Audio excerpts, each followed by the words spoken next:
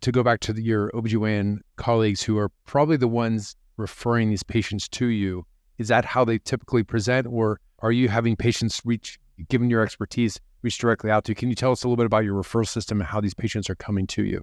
Yeah, and it's going to vary by practice, and our practice will sort of just give an idea of maybe one way things flow. So we certainly get from our gynecology colleagues a lot of patients who have varicosities after having several children in their legs. And that's probably the most common referral we get from gynecologists. There are a few gynecologists who send us patients who have chronic pelvic pain, but most of those patients that we're getting who have chronic pelvic pain are either coming self-referred or coming from a PM&R physician who has clinical expertise in taking care of women with pelvic pain. And those two PM&R physicians will refer very liberally patients to us with suspected venous origin chronic pelvic pain, often in a consultative nature. Hey, what do you think? I see these veins in the pelvis. They have pain. Do you think they're related? And then, as you had mentioned in the opening comments, there are some pelvic physiotherapists who also refer patients to us. And I think that is where a lot of our patients, meaning I shouldn't say our patients, but patients who have venous origin chronic pelvic pain may be getting their treatment and being sort of underappreciated as maybe somebody who could potentially benefit from a venous intervention.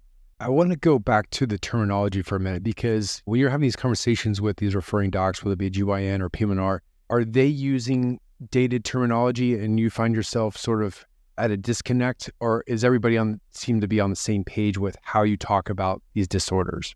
Yeah, I don't think our new nomenclature has made it into the gynecologic world, and I don't think most gynecologists appreciate the relationship between venous disorder and pelvic pain. And so there's very rarely a connection. And in fact, I think in many ways, the term pelvic congestion syndrome is almost a trigger word, because if you say it, I think it automatically closes the concept down. And that's why I really do think we need to get away from that term. I think it carries baggage and it hurts us in our efforts to promote this both at a scientific level, societal level, but also on a patient-by-patient level. You're right. That's why I asked that question, because when I was in the OBL setting and going out and talking to some OBGYN colleagues about fibroids, about pelvic congestion, it seemed like they didn't really want to talk about pelvic congestion. And oftentimes we kind of debate whether it was truly something real. And I was always like, just send me your pelvic pain patients and we'll work them up with imaging, right? And we can see if there's something that could be done.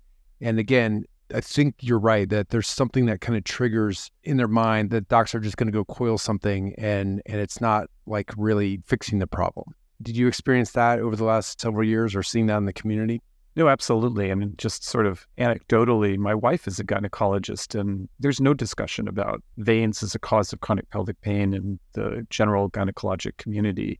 And whatever is said is very skeptical. There's the concept, and I think this is a reasonable argument to make, that they see pelvic varicosities frequently, whether it's during pregnancy, as we discussed already, at the time of delivery, or even postpartum, but even in the gynecologic community when they're doing procedures for other reasons. They'll find big veins if they're let's say, doing laparoscopy and they haven't insufflated or Trendelenburg the patient so much, and the patients often won't have a clinical problem that signals that the veins are related to it. And I think that's reasonable, because I think not everybody with dilated veins is going to have a chronic pelvic pain condition. When they bring that up, I think a reasonable thing to bring up with them is the analogy with endometriosis, because a large fraction of patients with endometriosis are asymptomatic. You'll find endometriosis surprisingly frequently on gynecologic surgery for other causes. And I think when you make that connection, I think gynecologists are aware that even the science behind endometriosis and how causal it is for pain is not so strong. It opens their mind up a little bit more to the idea that some patients with big veins are going to be asymptomatic and some are going to be symptomatic, and thinking about how to identify those who are symptomatic who might benefit from a treatment of their veins is something that resonates.